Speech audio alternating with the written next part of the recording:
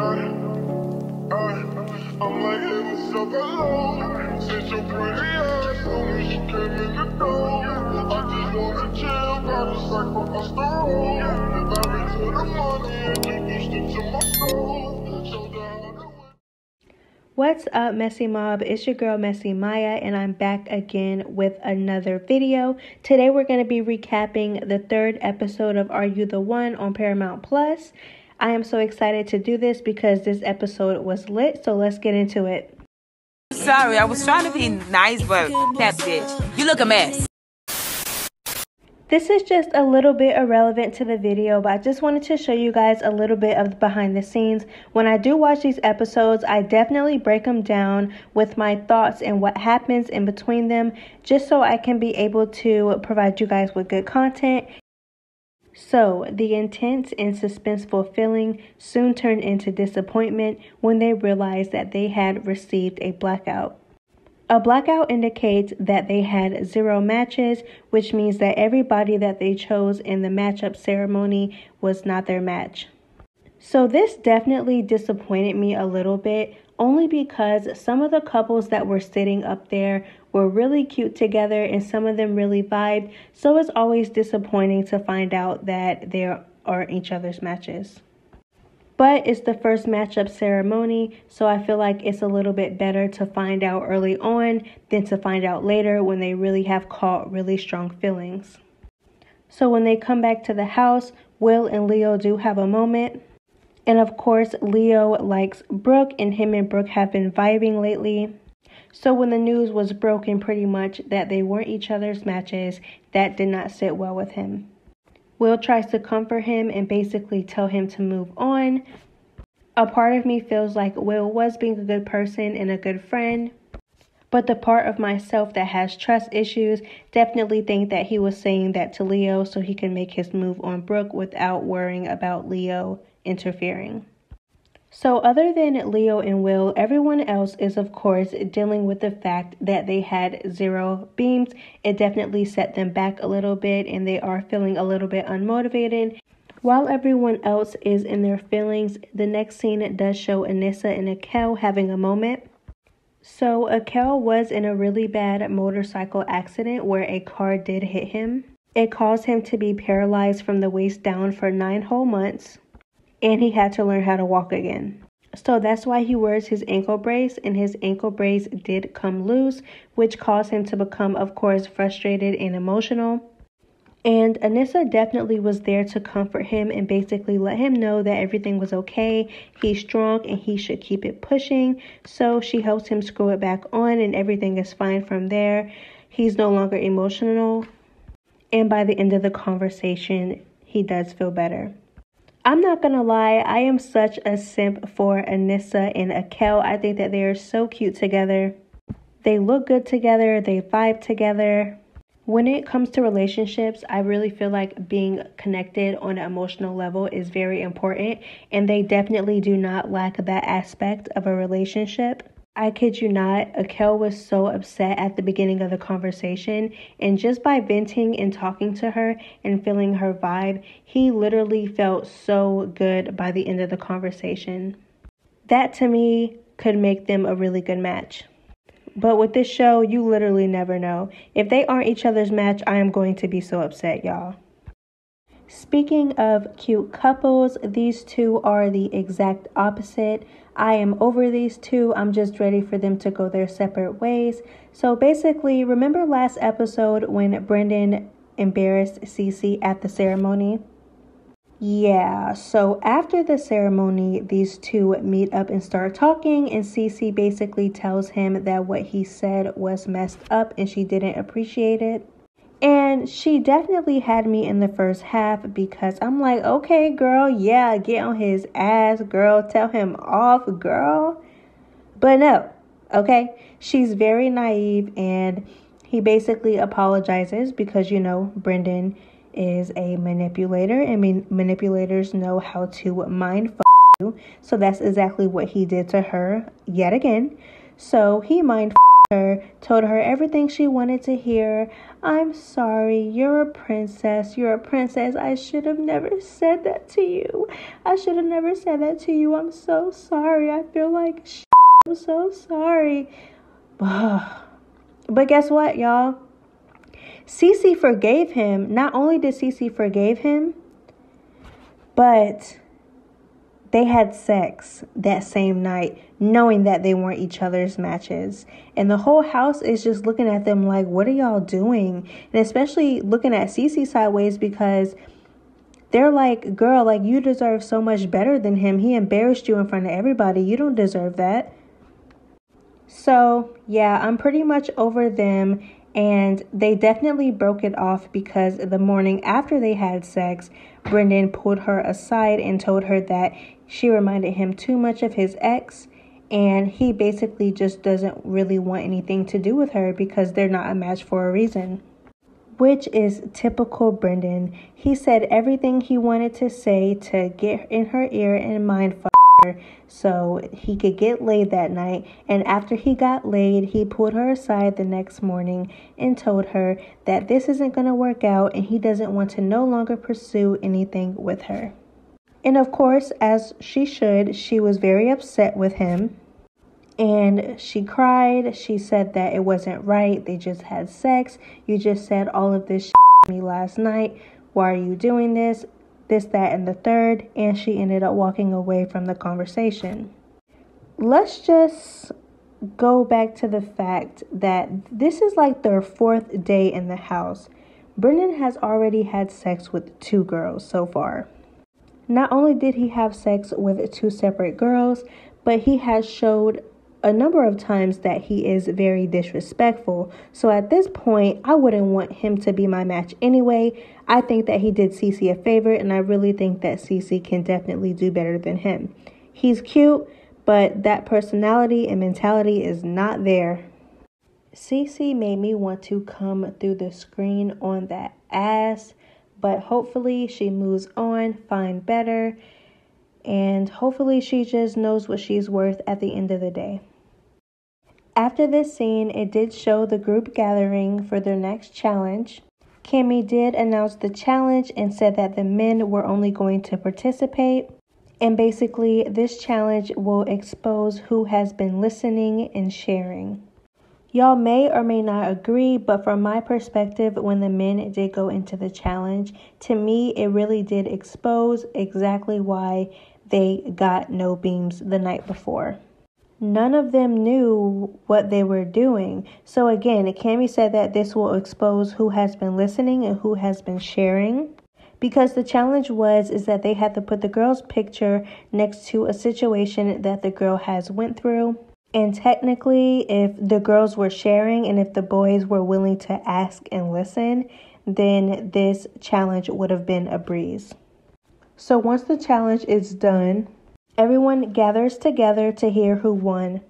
Cammie announces that the 2 winners get to choose their dates, and the 2 winners are Leo and Hamoudi. Hamoudi chooses Anissa and Leo chooses Cece. Both choices of the dates were very weird to me, considering the fact that Hamoudi has barely had time to speak to Anissa, and vice versa with Leo and Cece. I've never seen them speak a day in my life, so yeah. Although Cece and Leo have never spoken before, I was a little bit proud of him because he went out on a limb and chose someone new instead of still being stuck on Brooke. Because I swear to you, a part of me thought that he was going to choose Brooke, even though they're clearly not a match. The other part of me did feel very bad for Brooke because you can see it all over her face that she did feel some type of way that she wasn't chosen, and you can tell that it hit her a little bit that their time is low-key officially over and that they are definitely not a match, so they would have to move on anyway. So both of these dates were a hot ass mess.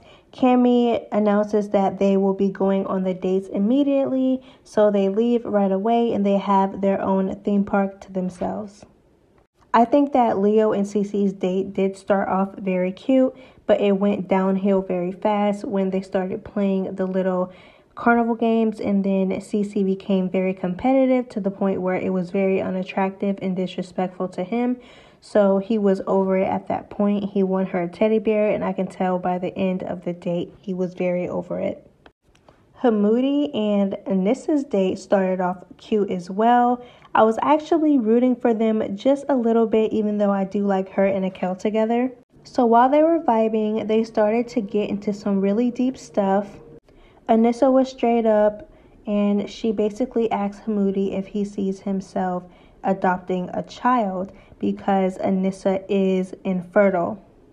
He flat out says, "No, I want to have my own children." And of course, since Anissa does have the condition that she does, where she may or may not be able to reproduce, the conversation literally went downhill from there.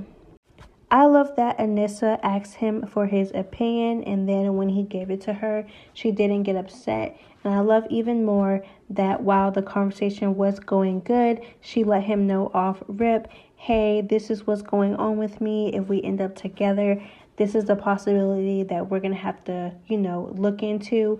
And she basically let him choose for his own. And that's what happened. He then asks her why her last relationship ended.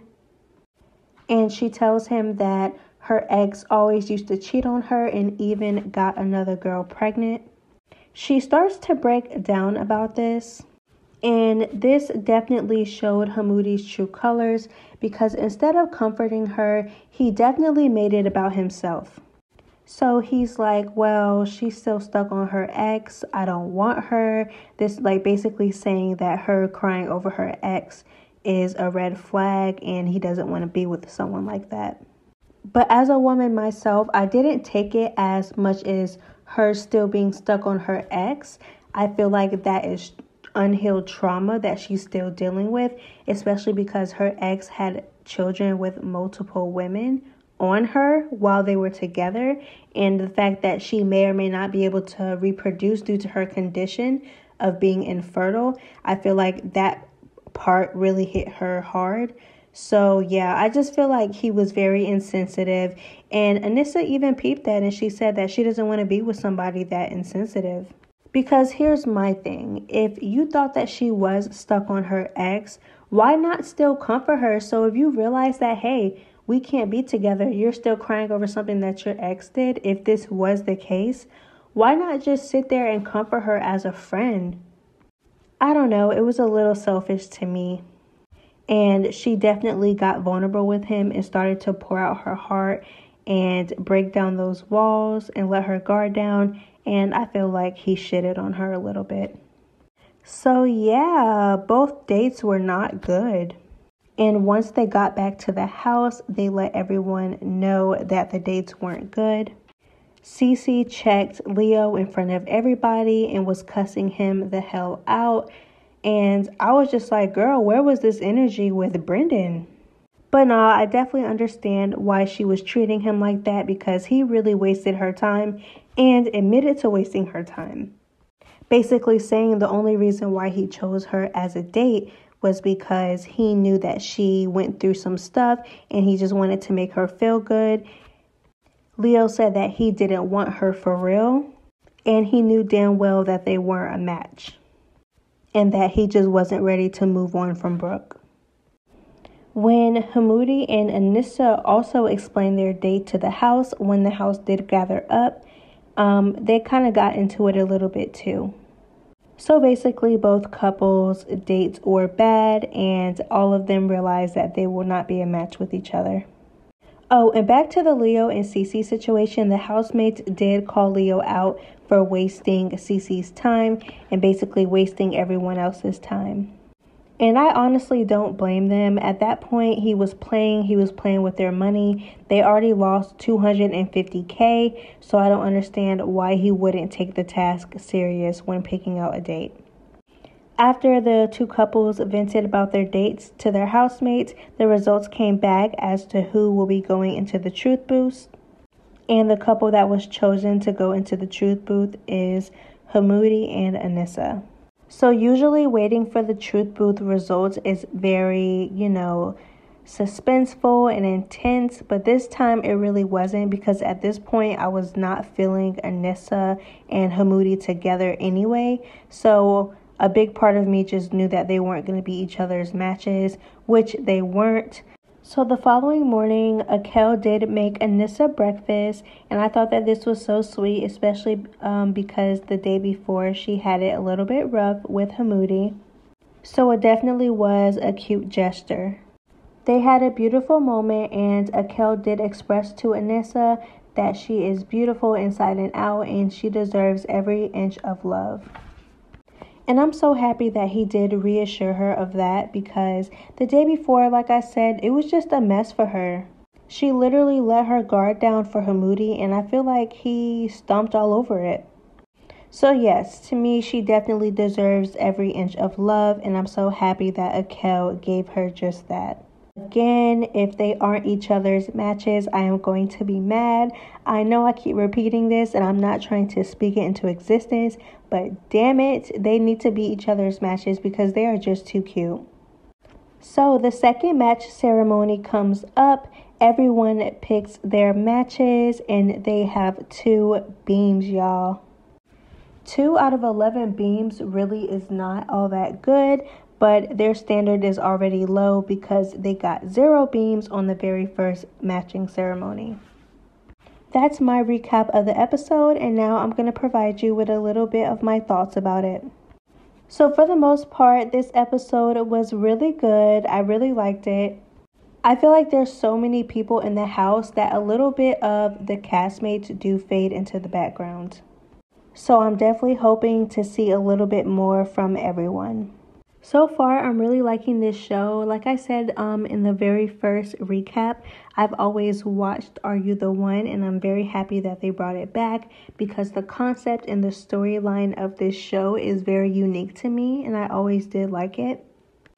Cece made me mad. Brendan made me mad. Cece redeemed herself a little bit when she did snap on Leo, because Leo did deserve that. I just wish she had that same energy with Brendan. And like I said, I just feel like everyone else is kind of fading into the background, but I do understand that there's 22 people in the house altogether, so it is a little hard to keep up with all 22 people within a 45-minute time span. Anyways, that's the end of the recap. Thank you guys so much for tuning in. I just want to let you know that this is a very small channel so far, so anything you do to engage with it is definitely helpful. So please, please, please like, comment, and subscribe, and turn that post notification bell on. Thank you so much for tuning in again. I love you guys. Bye bye, Messy Mob. I love her.